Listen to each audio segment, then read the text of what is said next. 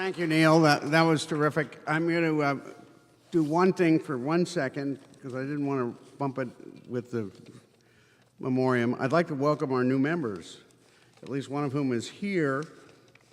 I think Charles Strum is here. Charles, where are you?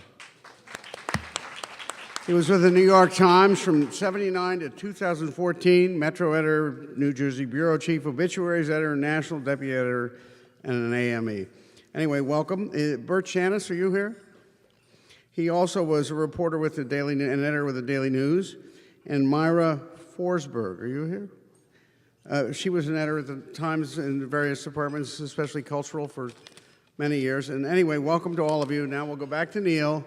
And in honor of my late mother, I'm going to ask the first question because I was not allowed to talk to her when the news hour was on.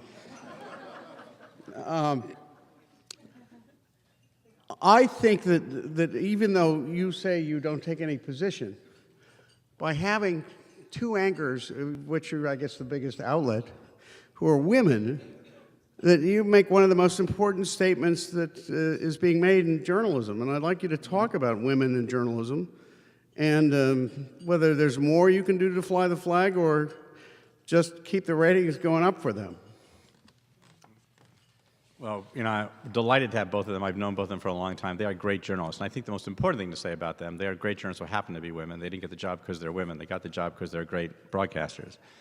But I will say, you know, the difference between, as I look around, and I think I'm proud of a lot of the young people we have who are both women and a lot of members of diverse audiences to trying to grow those people up and make sure that a news organization will only be as good as when it reflects the audience it serves. Right? And there's no doubt that women are a larger share of the audience. Increasingly, they play a bigger role. And we were doing a disservice to our audience and a disservice to ourselves when newsrooms were all male.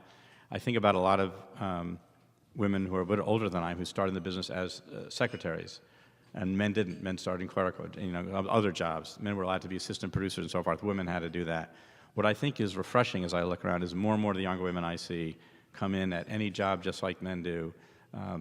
And I think on the younger ranks, I see tremendous, tremendous growth. Okay. Is this on? No. Hello? Is this working? You can shout the question. Okay, there we go. Okay, we're going to start with a woman. I know that's an odd thing here. She may introduce herself, please. Yeah, Marlene Sanders, former broadcaster. Speaking of women pioneers. I've been looking in vain for the last few years at Channel 13 to find any documentaries produced in-house. And I note that the two you do air come from Boston, and recent news reports say that you were thinking of either moving them to Channel 21 or to some slot in virtual Siberia. So my question is, what is the fate of documentaries locally, and how does that fit into your image of what public television is supposed to be doing? Good question. So let me just being a reporter, correct the facts. So as the question about documentaries was, and we thought we had a way to increase the audience for documentaries, not decrease it. That we thought instead of running it twice, premiering on Channel 21 would have Masterpiece Theaters a lead-in, which we thought would be better than Antiques Roadshow, and running it on Sunday nights, not in Siberia, but on Channel 13 after Downton Abbey was our best lead-in. So I actually thought it was a way to get a bigger audience. And I think we're probably not going to do that. We're probably going to experiment with 6 nights with something else. And it was an attempt to put more arts on, not exile indies. We're a big believer in indie film. We air a lot of it. The 2 series you talk about are actually a combination of films, not by GBH. Independent Lens and POV are independent filmmakers all over the place. We do a lot of independent films. Most of the long-form films you see in arts and our series and great performances or nature are done by independent filmmakers, not by staff producers. And we have a bunch of independent films in the works. The biggest chunk of those, Independent Lens and POV, own Monday night at 10. So that's taken up by a separate consortium, which is separately funded. I would love to do more independent films.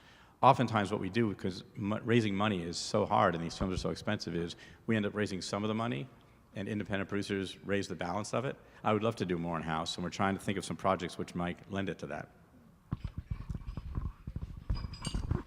Oh, Thanks. David Tereshchuk, a correspondent for one of your own shows, Religion and Ethics News Weekly. And to echo you, it's the kind of program that would just never be made by commercial television. Exactly right.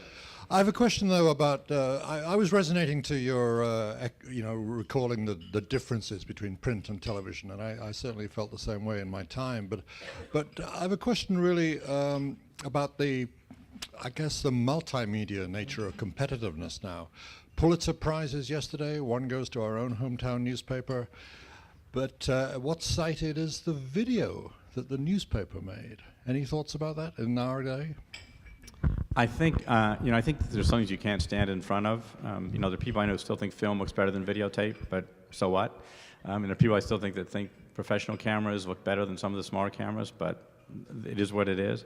I think where journalism is going to, instead of bemoaning the fact that it's hard to do just one thing, and increasingly today's journalists are going to have to do everything, I think that's not the challenge. I think that's the way it is. I think the challenge is to say, can we use all those platforms for smart things?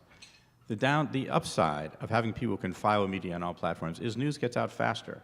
Right? It's not bad necessarily if you could report right away there's a closing on the George Washington Bridge, something's going on in New Jersey, and you get that out right away, that's a public service. If that's the only thing you report, and there's no other digging to find out what's going on, that's a bad thing. I think it's important that for people who do long-form stuff, if they're increasingly doing short-form stuff, that we don't lose that.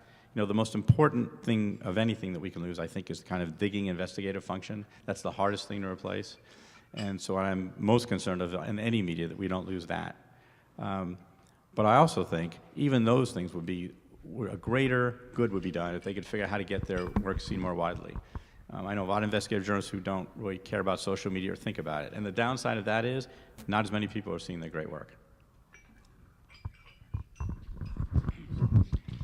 Myron Candell, I have one observation. Could you open your jacket and show us what's holding up your pants?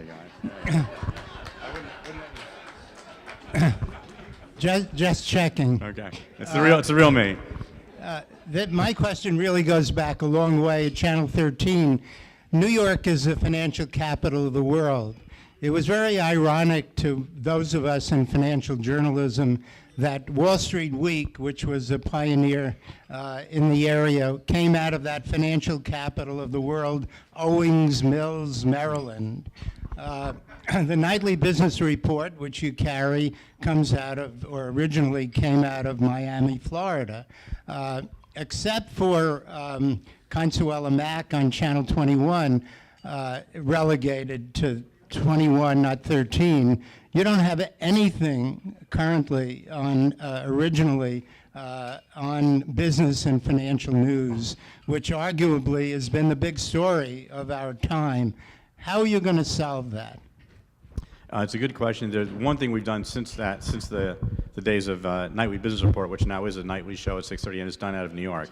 So we do have a nightly presence out of New York now, but that's not enough. And we are doing, you've seen increasingly more front lines focused on the financial issue. We're going to do more. Marlene asked me about documentaries. We're trying to raise money right now to do a long series of long-form documentaries on the notion of poverty and income inequality. And that is clearly, I think, heading towards being the biggest domestic issue in this campaign. And there are a lot of interesting thoughts about it. The Republicans and Democrats each trying to stake out positions about it. As you know, different views in academics about what's inevitable. Is the answer larger government? Is the answer smaller government? Is the answer more individual responsibility? Is the answer more individual intervention? So we want to get some real point of view documentaries lined up. As in many things in public TV, the more resources we raise, the more successful we'll be in doing that.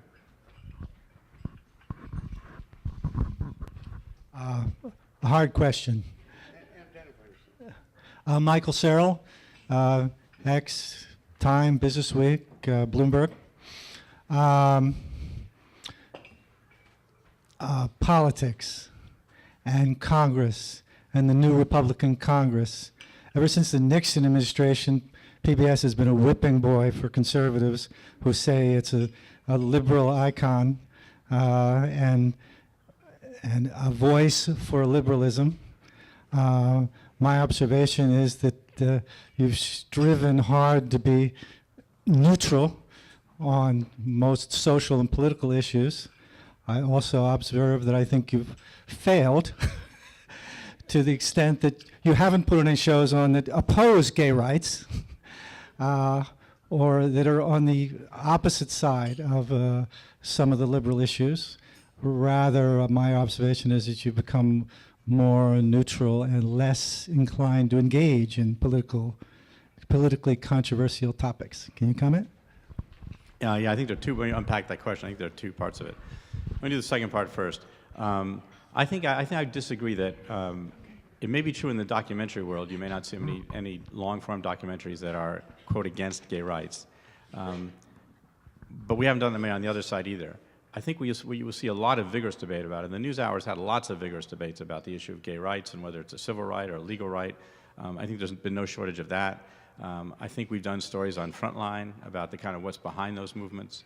You know, I think there are some things where, and this may be where it's harder to find the opposite point of view. Like we've done documentaries about the evils of obesity. We haven't done pro-obesity documentaries. We've done documentaries about the evils of being illiterate. We haven't done pro-illiterate documentaries. So there are some things where there's societal. We agree societal, a mutual goal. And in the documentary world, you know, as I think this question goes, those are independent documentaries, and we are working hard to say, as I mentioned on income inequality, can we find different points of view from all across the spectrum? I find a lot of this is in the eye of the beholder, and we do an awful lot of programming, so people can certainly find a program or two that they disagree with. I think if you look at the spectrum, I think we've done a pretty good job. Can we do better? Absolutely. And that's why I want to find filmmakers of all stripes. On the point about what's going to happen in politics, nobody, you know, as Sam Goldwyn once said about Hollywood, nobody knows anything. I think that Governor Romney may approve that sort of running against PBS is not such a great idea, that it may be fodder and red meat for certain groups, but when you actually look at it, even in districts which are very red, there's a good blue-sized chunk of that district which likes public media, which likes NPR, which likes PBS, and to run against the NewsHour and run against Sesame Street may not be great politics. Linda Getz Holmes from the Silurians. What do you think NBC is going to do about Brian Williams? And what would you do if you were still the president of NBC? All right. You know, people ask me all the time, do I miss my days running NBC News? And the question I get remind me how much I don't miss those days. You know, I will say this. Having been at NBC during crises like these, I do know that it looks very different on the inside than it does on the outside. And I think NBC has been pretty clear that there's a process, that there's a team that's investigating the story. And it would be wrong of anybody, I think, especially people from the outside, to kind of prejudge whatever that will be. I do say that I think this is, you know, I know Brian, I know his family, I feel bad for them. I feel very bad for the people of NBC News who work hard. You know, hard-driving journalists who feel their integrity is called into question. And I feel bad for the whole industry. Because for people who don't value what we do, this becomes shorthand for there they go again and you can't trust them. Andy, hang on.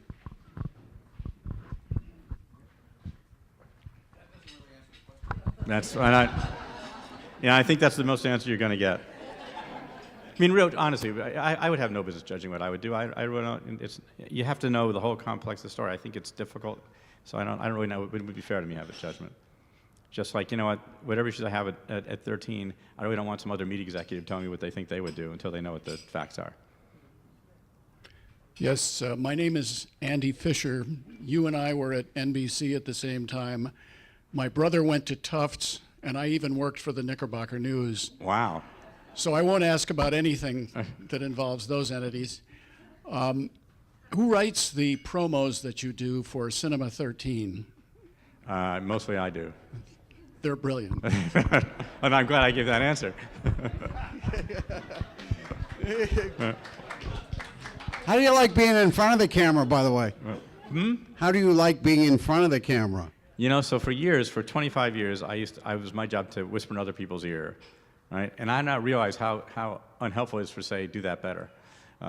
So I think it's harder than I thought, and I'm trying to get better at it, but I still think it's pretty tough. is your harshest critic your wife, who is really good on television? I got to tell you. So I come home and she goes, I think you should drop your voice a little more and project a little bit more. Honey, most husbands come home and they're on TV. Their wife goes, "Oh, it was so great! I saw you on TV. I'm so proud of you." And, I get a little more air in your diaphragm, and I think you need to lower your eye line a little bit. So. Any other questions? Yes. Bill Deal, ABC News Radio. Are the days of the evening news on the wane, do you think? People keep saying that all the commercials are for people who are 65 and over. How long can they last? I grew up in the days of Bill Butel and Roger Grimsby and Peter Jennings, and you worked with him. Where's it going to go? What's going to happen in 5-10 years? Will there still be an evening news show? I think there'll still be something. And while it's true the audience has gone down considerably from the days when I worked there, there are still millions of people who watch these shows. Maybe 20 or 30 million people altogether. That is not a small audience. I think the shows may change, and you're starting to see them change. I mean, I think David Muir at ABC News has a little bit different personality to World News Tonight. I think Brian and Lester now have a little bit different personality, and CBS is much more of a traditional show.